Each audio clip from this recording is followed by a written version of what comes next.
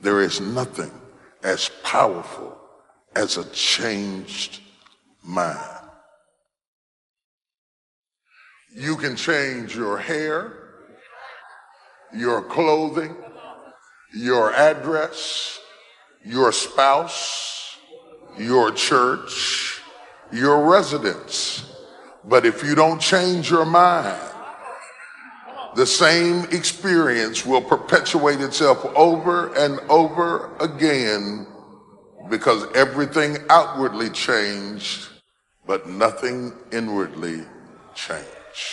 There is nothing as powerful as a changed mind.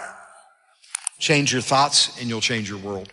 We cannot live a life of positivity when we have a thought life that is full of negativity. What are you choosing every single day to put into that mind of yours?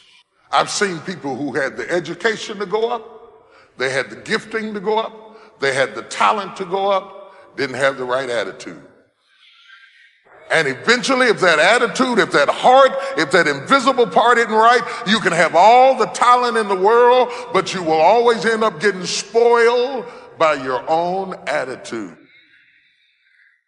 Yes, you'll get the opportunity. Yes, you'll get the job. Yes, you'll get the deal, but you won't be able to keep it because your attitude will corrupt every opportunity that life offers you. I never saw it coming. If I want to change the direction of my life, I'm going to have to change my thought life. If you're jotting down notes, I want you to jot this down. My thoughts shape my world. If you don't like where you're at today, consider changing your thoughts and watch how that will change the direction of your life. Maybe the reason why you're at where you're at today is because your thought life is not where God wants your thought life to be. The battleground between God and the enemy, between right and wrong, between success and struggle, between destiny or that which is derogatory, is fighting for your mind. Because in your mind are your default settings. As a man thinketh in his heart, so is he. If you don't change it in your head, you can't change it in your life. I don't care whether it's losing weight. I don't care whether it's going after a job. I don't care whether it's being faithful and committed. I don't care whether it's being honest and true.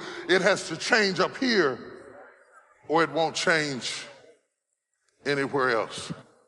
I change the direction of the way I think, then I can change the direction of the way I live. But Romans chapter 8, verse 6, this is New King James, it says this: for to be carnally minded is death. Carnally is a word that we don't use a lot now, but it means flesh-ruled. To be flesh-ruled, in the Greek it says it this way: to be flesh-ruled produces death. He's talking about your mind and your thoughts. If you think thoughts of death, you produce death in your life. Not death physically, per se, but if all you do is ever think about how bad your marriage is and how you hate the person you're married to, that kind of stuff, you're going to produce death in your marriage. If all you're ever doing is thinking about how you hate your job, you'll produce death at your job. You might get fired and you don't even know why. What we put into our mind is vital. Paul says, to be carnally minded is death, produces death, but to be spiritually minded produces life and peace. I believe God wants you to have life and peace. I believe God wants you to have peace in your mind. And the only way that happens is I'm going to grab onto what God says and put his thoughts in there. Because you know, in Luke chapter 6, Jesus tells us that our thoughts that we speak come out of our heart, and whatever your heart is full of, that's what's going to come out. Watch what he says. A good man or woman brings good things out of the good stored up in his heart. An evil man brings evil things out of the evil stored up in his heart. Watch this. For the mouth speaks what the heart is full of. I want to say that again. For the mouth speaks what the heart is full of. Our attitude is an outward display of what's taking place in our heart. Let me say that again. Our attitude is an outward display of what's taking place in our heart. And that's why we need to guard our heart.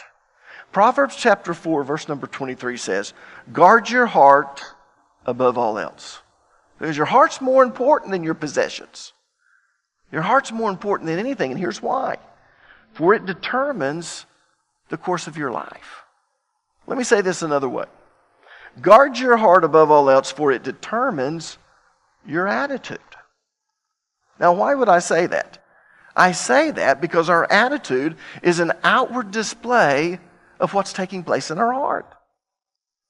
So, whether you have a positive attitude or a negative attitude is really a choice, regardless of what you feel or what your opinion is. Attitude is our choice. John Maxwell wrote a book on attitude, and the title of it was The Winning Attitude. And here's what he said. Attitude is the advanced man of our true selves. Attitude's roots are inward, but its fruits are outward. Attitude is our best friend and our worst enemy. Attitude is more honest and more consistent than our words. Attitude is the thing that draws people to us or repels people away from us.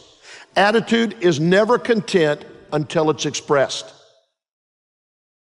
And listen to this. This is a powerful statement. Attitude is the librarian of our past.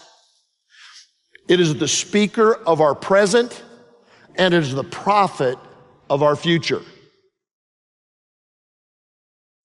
Attitude is the librarian of our past, the speaker of our present, and the prophet of our future. Our attitudes determine our success and happiness in life more than giftedness, more than opportunities or circumstances. Our attitudes affect our life.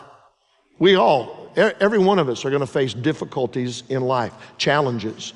But our attitude will help us climb out of the direction, out of the difficulty with God's favor and direction. James 1 and verse 2, count it all joy, my brothers, when you encounter various trials. For you know that the testing of your faith produces steadfastness. And let steadfastness have its full effect, that you may be perfect and complete, lacking in nothing. If our life is not going in the right direction, we need to take a look at our attitudes. Like, you want a better life? You want to change your life? The number one way to do that is to change your thoughts. You're in control of your mind. You're in control of your thoughts. Here's the good news. If I let Jesus change my thinking, he'll change my life. He'll change my life. Don't copy the behavior and customs of this world, but let God transform you into a new person. By changing what? The way you think. The way God changes you is he changes the way you think. We have to quit looking at what everybody else is doing. You see, some of you, you're living your life concerned about what everybody else thinks. I want to challenge you to live your life this way. Live your life trying to think how God wants you to think. What does he want you to think? How does he want you to perceive the world? How does he want you to live? I'm sure you could come up with all kinds of ways and times you've been hurt, wounded, slighted, mistreated, or disrespected. Most of us got books. Books. I got books of ways I feel mistreated, ways I feel abused, ways, I feel picked on. But you know what? The Bible doesn't call us to make a list of the negative things that have happened in our life. The Bible actually calls us to make a list of the positive things. You see, nobody has to force you to remember the ugly. But Jesus wants to teach you how to remember the beautiful. What are the good things in your life?